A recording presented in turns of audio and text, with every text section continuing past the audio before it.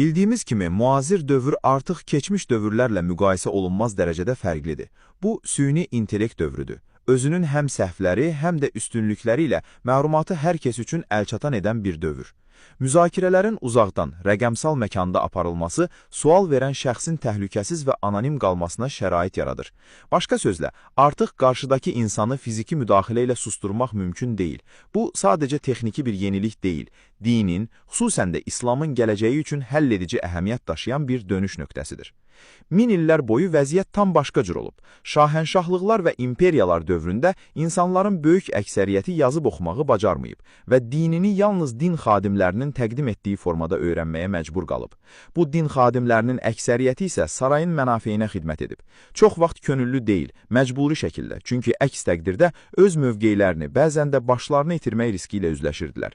Şübhəsiz tarix boyu haqqı görən və deyən insanlar da olub, lakin onlar asanlıqla sıradan çıxarılıb və səslərini geniş kütləyə çatdıra bilməyiblər.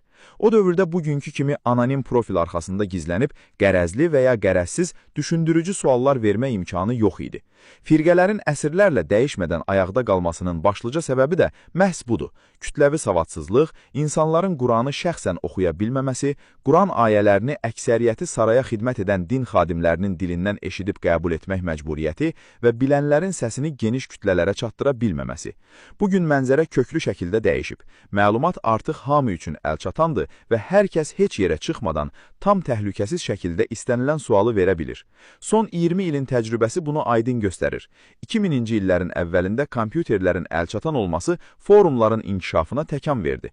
Belə suallar ilk olaraq forumlarda verildi. Ardınca smartfonların əlçatan olması və geniş yayılması bu prosesi xeyli sürətləndirdi. Son bir neçə ildə isə süni intellekt modellərinin inkişafı məsələyə demək olar ki, nöqtə qoydu.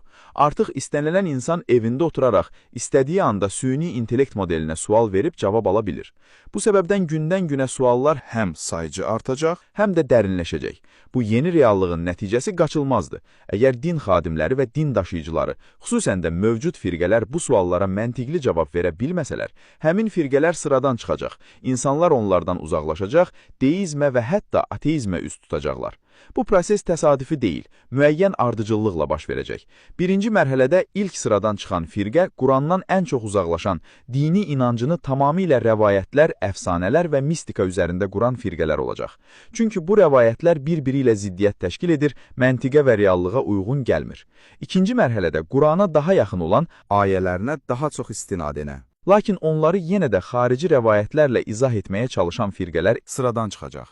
Üçüncü mərhələdə isə tam Qurana istinad etdiyini iddia edən, lakin Quranı Quranla izah edərkən ayələr arasında ziddiyyət yaradanlar eyni aqibətlə üzləşəcək.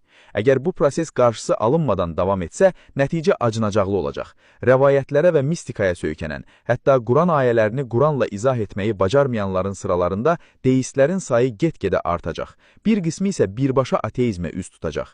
Din və Quran min illər öncə olduğu kimi yenidən rəflərə qaldırılacaq, hətta ola bilər ki, tamamilə unudulacaq, kənara atılacaq. Furqan 30. Ancaq məsələnin ümid verən tərəfi də var. Quranı Quranla, digər ayələrlə ziddiyyət yaratmadan izah etmək mümkündür. Buna görə də din daşıyıcıları yalnız Qurana sarılmalı. Bütün cavablarını orada axtarmalıdırlar. Çünki həqiqətən bütün cavablar Quranda mövcuddur. Sadəcə onları düzgün metodla tapmaq lazımdır.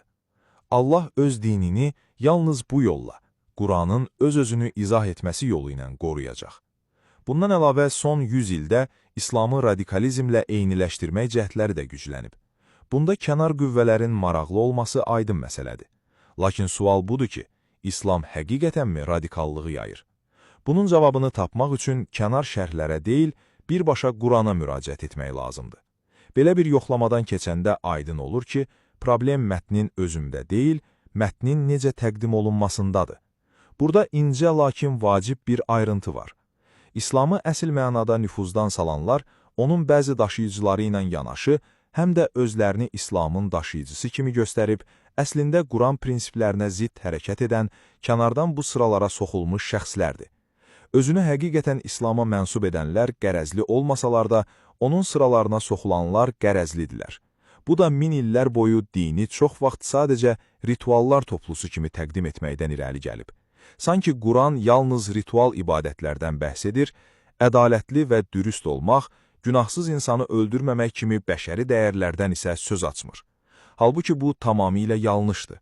Nəticədə, bugünkü İslam anlayışı çox vaxt yalnız rituallara endirilib, digər bəşəri dəyərlər isə arxa plana keçirilib. Bunun təhlükəsi ondadır ki, rituala əsaslanan bu meyar sayəsində istənilən kənar, pis niyyətli şəxs sadəcə həmin ritualları yerinə yetirməklə özünü İslamın daşıyıcısı kimi qələmə verə bilir. Atdığı hər pis addım isə birbaşa İslamın adına yazılır. Əgər İslamın meyarı yalnız rituallarla ölçülməsəydi, ora ədalətli və dürüst davranış da əlavə edilsəydi, bu cür sui-istifadə bu qədər asan olmazdı. Çünki ritualı münafiq də, kənar maraqlı qüvvə də yerinə yetirə bilər. Amma həqiqi ədaləti və dürüstlüyü təqlid etmək xeyli çətindir. Quran müsəlmanı tək rituallarla ölçmür. Onun böyük hissəsi məhz ədalətdən və dürüstlükdən bəhs edir. Buna görə də özünü müsəlman sayan hər kəsin əməllərinə Quran prizmasından yanaşmaq lazımdır. O, ədalətli qərarlar verirmi? Doğru danışırmı? Bütün bu sualların cavabı əməli olaraq göstərilə bilər və bu zaman həmin şəxsin səhv addımlarını birbaşa Quran ayələri vasitəsilə əsaslandırıb, onun bu əməllərinin Qurana uyğun olmadığını aydın şəkildə ortaya qoymaq mümkündür. Ədalət bəşəri dəyərdir və bütün dillərdə eyni mənanı daşıyır. Rituallardan fərqli olaraq, formasından asılı olmayaraq, universal olaraq anlaşılır. Məsələyə məhz bu prizmadan yanaşanda, İslamı nüfuzdan salmaq cəhdləri öz gücünü itirir. Çünki artıq günahı dinin özünə deyil, dini sui-istifadə edən fərdin əməllərinin üzərinə qoymaq mümkün olur. Unutmayaq ki, Quran ədalətli cəmiyyət qurmaq üçün göndərilib, tək ritual ibadətləri yerinə yetirmək üçün deyil. Cəmiyyəti xilas edə biləcəksək, sadəcə rituallar deyil, məhz Quranda göstərilmiş bəşəri dəyərlərdir. Əgər biz İslamın əsas qayəsinin rituallarla yanaşı həm də ədalətli, dürüst bir cəmiyyət qurmaq olduğunu göstərə bilsək, İslam nə informasiya əsrinin sualları qarşısında, nə də onu nüfuzdan salmağa çalışan cəhdlər qarşısında sıradan çıxacaq.